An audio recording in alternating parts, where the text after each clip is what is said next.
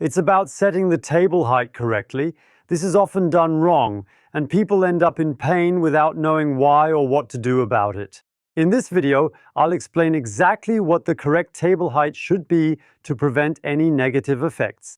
Let's begin by examining your position while working. Let's carefully take a look at Ina. The table is adjusted to quite a low height, which results in her back rounding and leading her to lean forward quite uncomfortably. The hip angle becomes even smaller than it already is when sitting, and the back is rounded and compensates for this by overextending the neck. That leads to back problems, that leads to hip joint problems, and it leads to neck problems, to headaches. All these habits are practically programmed in us. You see, at this table height, Ina can sit much better. She is sitting up straight with her back, the shoulders are relaxed, the head is tilted a little bit, which is good for the neck. This is an optimal position, and of course, you always have an advantage if the table is adjustable without fixed levels, because even though chairs have standard heights, they are always a bit different. To tailor it to your needs, you can make continuous adjustments, allowing for smooth changes to find the perfect height for you. As you can easily see, that already looks strange. Now the table is too high. This mistake is rarely made. Much more common is the error of having the table too low, which causes you to hunch over it too much, as shown earlier. You see, Ina is standing now. There are more and more standing desks nowadays, which is a good idea. But how do you adjust it while standing? Here in this position, we have the same problem as before, much lower when sitting. Ina's back is rounded, and her head finds itself in a somewhat uncomfortable and awkward position because she practically needs to bend down quite a bit in order to reach the tabletop. That's too low, it would lead to problems. You see now, Ina stands much higher than the table. Nice and relaxed there, the back is straight, her arms are resting, the head is in a good position. That would be the most suitable setup for when you're engaged in work while standing up. You'll notice it's primarily about the position of the upper arms and ensuring the arm can rest comfortably on a surface. That's approximately the right height, so the underside of the elbow, that would practically be the right setting. The height adjustments we've just now covered are directly related to tasks involving computer work, and they actually apply to the kitchen countertop as well. You have something here and want to cut, peel something, or just work with it.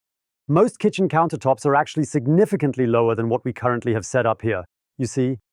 And that genuinely needs to be different, because when you're required to constantly work in a bent-over position, we experience the same negative effects as when typing, which will undoubtedly lead to some negative consequences over time. However, aside from doing desk work or performing lightweight tasks, there are also numerous other professions. There are activities such as the masseur or manual therapists, and numerous other manual occupations that require exerting considerable force downwards. And when this strength has to be developed through the different muscle groups by using the arm-shoulder muscles, the front abdominal muscles, as well as the hip flexor muscles, it will ultimately lead to a noticeable shortening in the front area due to the persistent and prolonged tension required by such physical activities.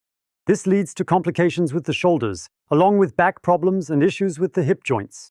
We need to take a different approach to this. And now, members of these specific professions might find themselves somewhat confused. What I'm going to show now, please switch places, Ina. Imagine there's a patient lying there, and I'm the masseur now. And many masseurs and manual therapists also position themselves at the table at a height that allows them to work on the patient comfortably. However, this leads to building pressure on the muscles, which results in back problems, and many of these professions have back issues, and that is the explanation for it. Here's a tip from me. Lower the patient, because if pressure needs to be exerted, we should aim to do it not through the muscle chains, but rather utilizing the strength that is available to us. Free of charge and with no cost, the effect of gravity. Notice how I position myself to effectively exert the pressure in a downward direction. So I don't have to rely solely on muscle tension, but instead, I simply stabilize myself just a little bit, and as I gently yield forward, I press down even harder, which allows me to work completely without any exertion. Naturally, I pay close attention to positioning my body correctly, ensuring I don't stand awkwardly and always maintaining proper alignment. But this is indeed the working height you definitely need when applying downward pressure. Whether you're a masseur, manual therapist, or in other manual professions where exerting downward force really plays an important role. You see, if you pay attention to these connections and know them, you can avoid a lot of things that would otherwise manifest unpleasantly. Share this crucial info with your team and colleagues. Everyone should definitely know it. Please be sure to share it with them. If you are interested in exploring more exercises that can help you feel truly comfortable and at ease in your workplace, then kindly click on this link. And if you'd like to subscribe to the channel because you haven't done so yet, please do it here. Bye, see you in the next video.